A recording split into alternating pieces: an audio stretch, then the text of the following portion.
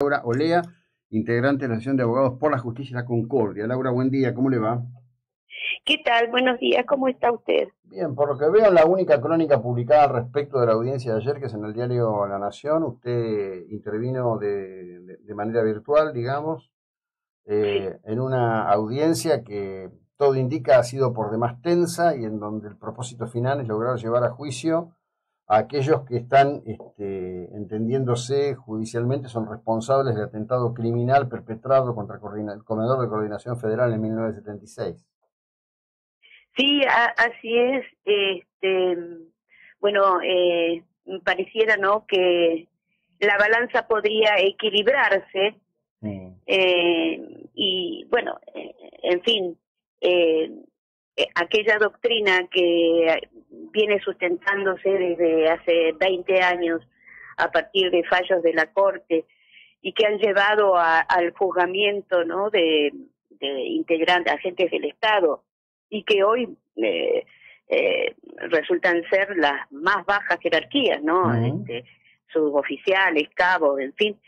Esa doctrina debe ser aplicada, eso es lo que entendemos, más allá de que no estamos mm. de acuerdo con aquellos fallos de la Corte, pero lo cierto es que tienen vigencia desde hace 20 años y entendemos que corresponde ser aplicada a todos aquellos que hayan tenido intervención y protagonismo en aquellos años de violencia de los años 70, que la Cámara Federal de Apelaciones en la causa 13, la famosa Mm, causa 13 de juzgamiento a los comandantes, calificó de una guerra revolucionaria. mm, Así que incluso la Corte Interamericana, que intervino con relación a los hechos de la Tablada del año 1989, calificó ese hecho como un hecho de guerra mm, enmarcado en un conflicto armado no internacional, y por lo tanto le son aplicables a todas las partes que mm, intervienen en estos conflictos internos armados, las mismas normas, ¿no? mm. Así que bueno, es nuestra pretensión también que se acabe con aquel relato que venimos escuchando y que se ha transmitido de generación a las nuevas generaciones, ¿no? De la existencia por parte del Estado de una represión a jóvenes idealistas que luchaban por la democracia, Mm. refiriéndose, ¿no es cierto?, a las organizaciones terroristas que asolaron la nación durante 10 años y cometieron hechos como que son objeto de esta causa. Mm.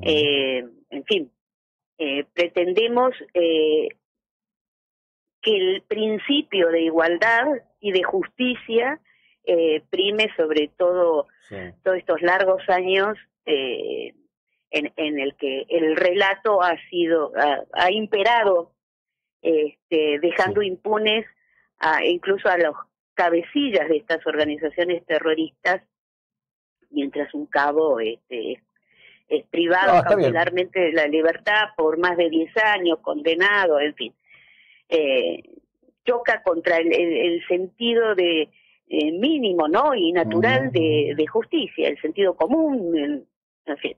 Bueno, Así ahí que esa es nuestra si intención. me permite, Sí, para un poco como para darle más contexto a nuestra audiencia, que no necesariamente tiene que estar muy... Estamos hablando de algo del 76. Estamos en una sociedad contemporánea que a veces le cuesta retener lo que pasó en el día de ayer, dada la magnitud, vorágine y multiplicidad de acceso a las distintas informaciones que hay, ¿no? es verdad, a veces Bueno, uno se olvida bueno, y entiende que, que todos están al tanto de lo que estamos sí. hablando, y no es así, es verdad. Esto es así. Discúlpeme. Argentina, no tengo nada que disculparla. Simplemente intento dar contexto para nuestra audiencia, en donde muchos son contemporáneos míos, más que suyos, así que saben de qué hablamos. Pero lo que voy es a esto. Argentina sufrió una acción por dos organizaciones, el Ejército Revolucionario del Pueblo, más conocido por su acrónimo ERP, y Montoneros. Ambas organizaciones estaban sostenidas y apalancadas por el comunismo internacional a través de Cuba, Yo comentaba hoy más temprano para la audiencia que hay un excelente trabajo de Álvaro Vargas Llosa, publicado en National Geographic, de cómo desde la llamada Casa de las Américas se financió las organizaciones terroristas en el continente. Y en Argentina, la Corte dio una interpretación única en el mundo al Estatuto de Roma, diciendo que solamente será considerado delito de lesa humanidad aquel que es perpetrado por organizaciones del Estado. Es interpretación única, no existe en el resto del mundo. Esto. Exacto. Pero además lo que se ha logrado demostrar a lo largo de todos estos años tan complejos y dolorosos es que estas organizaciones estaban sostenidas por el Estado cubano y eran parte de un eje de una acción internacional para la toma del poder. Esto me parece que es central de entender para ver por qué puede finalmente habilitarse este juicio. Exacto, sí. Exacto, así tal cual como lo ha explicado sintéticamente usted, es así. Hay innumerables, creo que son aproximadamente 350 libros escritos por los mismos protagonistas integrantes de estas organizaciones, donde reconocen precisamente el apoyo de estados extranjeros. Esto es una verdad que no se ha querido ver, pero existe prueba contundente sobre esta materia, ¿no? A ver, nosotros hemos mencionado una de las obras que es Montoneros y Palestina, que mencionó el doctor Sánchez ayer en la audiencia de Pablo Robledo, donde se explica y se confiesa documentalmente el entrenamiento recibido por montoneros en Siria y en el Líbano, junto con otras organizaciones terroristas. Pero además Fidel Castro lo admitió públicamente el 4 de julio de 1998. Juan Joffre, en Nadie fue, describe perfectamente con detalle las conexiones de estos movimientos subversivos con el régimen marxista. Y incluso hay sentencias judiciales que así lo explican.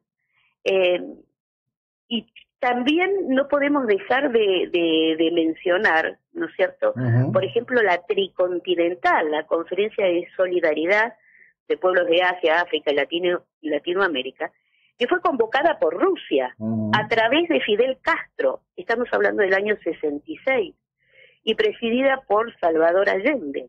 Y la finalidad era precisamente unir todos los movimientos armados del tercer mundo para sostener esta lucha armada. Las OLAS, Organización Latinoamericana de Solidaridad, que se reunió en el año 67, acudieron representantes de distintos movimientos armados, Arrostito, Roberto Quieto, Abal Medina.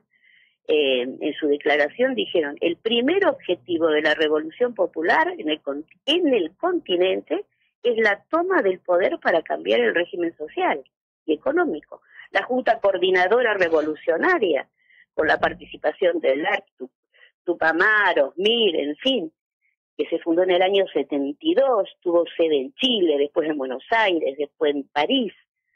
En fin, hay elementos que acreditan la conexión de estas organizaciones terroristas con estados extranjeros. Hay infinidad de documentaciones.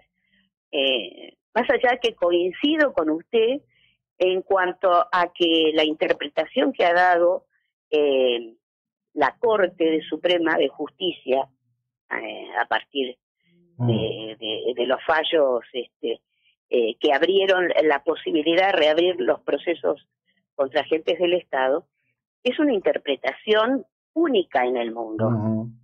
La jurisprudencia internacional, la doctrina, los convenios internacionales no hacen esta distinción de la necesidad de un apoyo estatal para que una organización terrorista pueda ser responsable de delitos de lesa humanidad.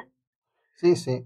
Bueno, yo le diría que de hecho aquí en uno de los tantos juicios que se hicieron, el Tribunal Oral de Mar del Plata tiene una dedicación casi exclusiva a esta temática, cosas que se siguen manteniendo en el tiempo, gente que lleva detenida 10 años sin estar sometida a juicio y barbaridades por el estilo.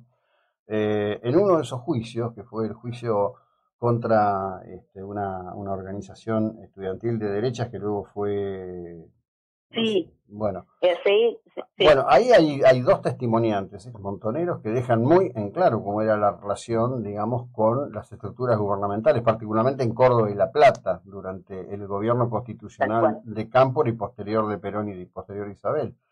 La verdad es Así que hay demasiada evidencia como para que el Poder Judicial siga haciendo oídos sordos a este tema, ¿no? Exacto, así es, así es. A ver, y acá los defensores de Firmenich y de los Walsh. otros imputados en esta causa del comedor eh, han invocado la violación al principio de cosa juzgada, ¿no? Porque Mm. han sostenido, y esto es así, que no es la primera vez que se tiene que resolver sobre esta materia, que ya lo han hecho eh, años anteriores y ha llegado el tema incluso a la Corte, aunque la Corte no entró en aquella oportunidad a la cuestión de fondo, sino que rechazó por cuestiones formales el recurso de las querellas.